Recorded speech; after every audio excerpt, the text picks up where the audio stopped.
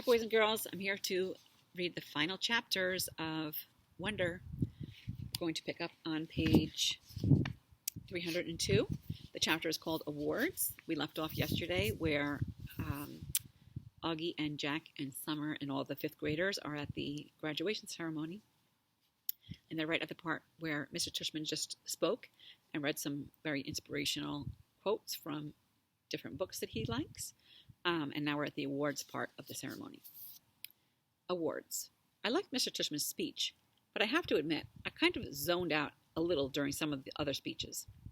I tuned in again as Miss Rubin started reading off the names of the kids who made high honor roll, because we were supposed to stand up when our names were called. So I waited and I listened for my name as she went down the list alphabetically. Reed Kingsley, Maya Markowitz, August Pullman. I stood up. Then, when she finished reading off the names, she asked us all to face the audience and take a bow. And everyone applauded.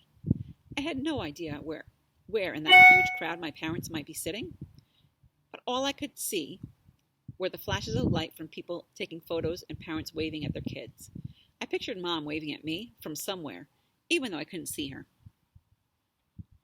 When Mr. Tushman came back to the podium to present the medals for academic excellence, and Jack was right, Zaminia Chin won the gold medal for overall academic excellence in the 5th grade.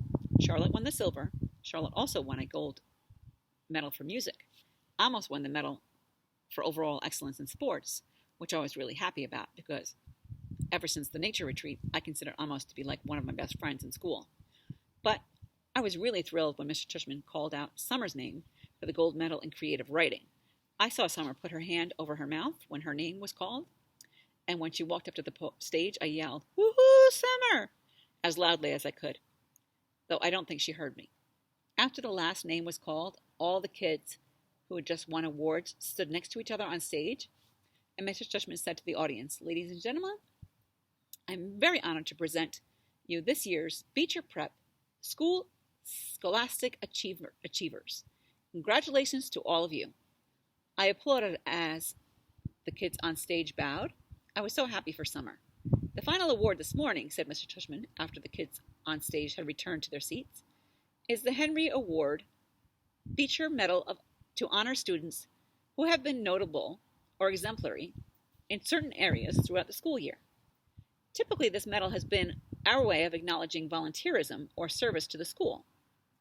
I immediately figured Charlotte would get the medal because she organized the coat drive this year. So I kind of zoned out a bit again. I looked at my watch. 10:56. I was getting hungry for lunch already. Henry Ward Beecher was, of course, the 19th century abolitionist and fiery sermonizer for human rights, after whom this school was named," Mr. Tushman was saying when I started paying attention again. While reading up on his life in preparation for this award, I came upon a passage that he had wrote that seemed particularly consistent with the themes I touched on earlier. Themes I've been ruminating upon all year long. Not just the nature of kindness, but the nature of one's kindness, the power of one's friendship, the test of one's character, the strength of one's courage. And here, the weirdest thing happened. Mr. Tushman's voice cracked a bit, like he got all choked up. He actually cleared his throat and took a big sip of water. I started paying attention, for real now, to what he was saying. "The strength of one's courage," he repeated quietly, nodding and smiling. He held up his right hand like he was counting off. Courage, kindness. Courage, kindness, friendship, character. These are the qualities that define us as human beings and propel us, on occasion, to greatness. And this is what the Henry Ward Beecher Medal is about, recognizing greatness. But how do we do that? How do we measure something like greatness? Again, there's no yardstick for that kind of thing. How do we even define it? Well, Beecher actually had an answer for that. He put his reading glasses on again, leafed through the book, and started to read. "Greatness," wrote Beecher, "lies not in being strong, but in the right using of strength, in the right using of strength. He is the greatest, whose strength carries up the most hearts. And again, out of the blue, he got all choked up. He put his 2 index fingers over his mouth for a second before continuing. He in his greatest, he finally continued, whose strength carries up the most hearts by the attraction of his own.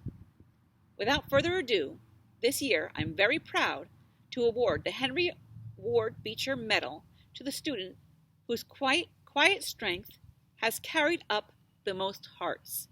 So, will August Pullman please come up here to receive this award? Wow. Floating. People started applauding before Mr. Tushman's words actually registered in my brain. I heard Maya, who was next to me, give me a little happy scream, and then she turned when she heard my name. And Miles, who was on the other side of me, patted my back. "Stand up, get up," said the kids all around me. I felt lots of hands pushing me upward out of my seat, guiding me to the edge of the row, patting my back, high-fiving me. "Way to go, Augie! Nice going, Augie!" I even started hearing my name being chanted. "Augie! Augie! Augie!" I looked back and saw Jack leading the chant, first in the air, smiling and signaling for me to keep going, and almost shouting through his hands, "Woohoo, little dude!" And then I saw Summer smiling as I walked past her row. And when she saw me look at her, she gave me a secret thumbs up and mouthed a silent "cool beans" to me. I laughed and shook my head like I couldn't believe it. I really couldn't believe it. I think I was smiling. Maybe I was beaming. I don't know. As I walked up the aisle toward the stage, all I saw was a blur of happy, bright faces looking at me and hands clapping for me. And I heard people yelling things out at me. "You deserve it, Augie! Good for you, Augie!" I saw all my teachers in the aisle seats, Mr. Brown and Miss Petosa, and Mr. Roche, and Miss Adanabi, and Nurse Molly, and all the others. And they were cheering for me, "Woohoo!" and whistling. I felt like I was floating. It was so weird. Like the sun was shining full force on my face, and the wind was blowing. As I got closer to the stage, I saw Miss Rubin waving at me in the front row. And then, next to her, was Miss G, who was crying hysterically, happy crying, smiling, clapping the whole time. And as I walked up the steps to the stage, the most amazing thing happened. Everyone started standing up, not just the front rows, but the whole audience suddenly got up on their feet, whooping, hollering, clapping like crazy. It was a standing ovation for me. I walked across the stage to Mr. Tushman, who shook my hand with both of his hands and whispered in my ear, "Well done, Augie." Then he placed the gold medal over my head, just like they had to do in the Olympics. He had me turn to face the audience. I felt like I was watching myself in a movie, almost like I was someone else. It was like that last scene in Star Wars Episode 4, A New Hope, when Luke Skywalker, Han Solo, and Chewbacca were being applauded for destroying the Death Star. I could almost hear the Star Wars theme music playing in my head as I stood on the stage. I wasn't even sure why I was getting this medal, really. No, that's not true. I knew why. It's like people you see sometimes. You can't imagine what it would be like to be that person. Whether it's somebody in a wheelchair or somebody who can't talk. Only I know that I'm that person, that other people maybe. To every single person is in that whole auditorium. To me, though, I'm just me, an ordinary kid. But hey, if they want to give me a medal for being me, that's okay. I'll take it. I didn't destroy a Death Star or anything like that, but I did just get through 5th grade, and that's not easy, even if you're not me. Pictures. Afterward, there was a reception for the 5th and 6th graders under a huge white tent in the back of the school. All of the kids found their parents, and I didn't mind at all when Mom and Dad hugged me like crazy, or when Via wrapped her arms around me and swung me left and right about 20 times. Then Papa and Tata hugged me, and Aunt Kate and Uncle Poe and Uncle Ben, everyone kind of teary-eyed and wet-cheeked. But Miranda, was the funniest. She was crying more than anyone and squeezed me so tight that Via had to practically pry her off of me, which made them both laugh. Everyone started taking pictures of me and pulling out their flips, and then Daddy got me, Summer and Jack together for a group shot. We put our arms around each other's shoulders, and for the first time I can remember, I wasn't even thinking about my face. I was just smiling, a big, fat, happy smile for all. Click!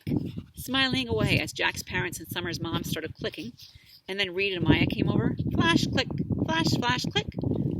And then Charlotte came over and asked if we could take a picture with us. And we were all like, sure, of course.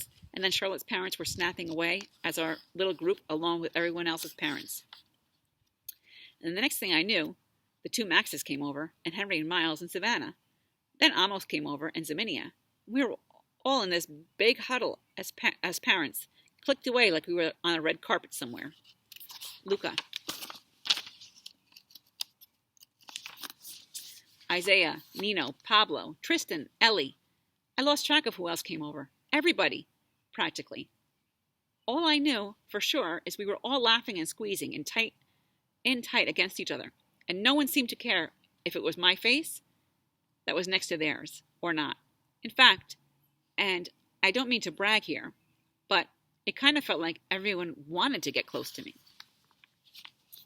The walk home. We walked to our house for cake and ice cream after the reception.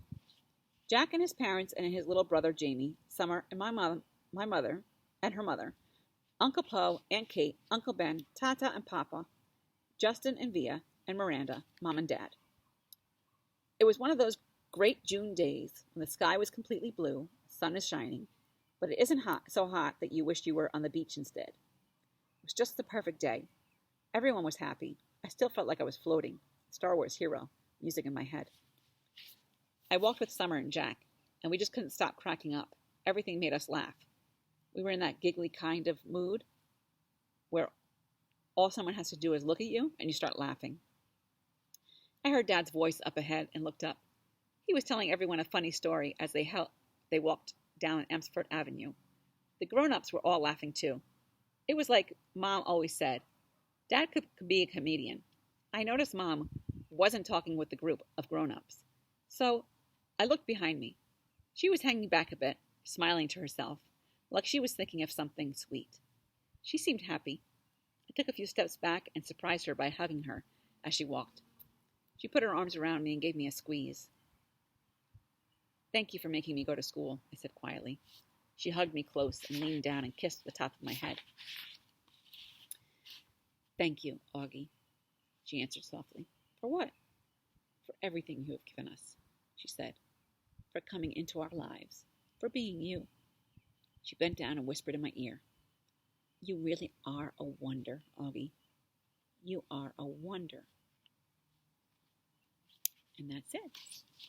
I hope that you enjoyed the Read Aloud of Wonder.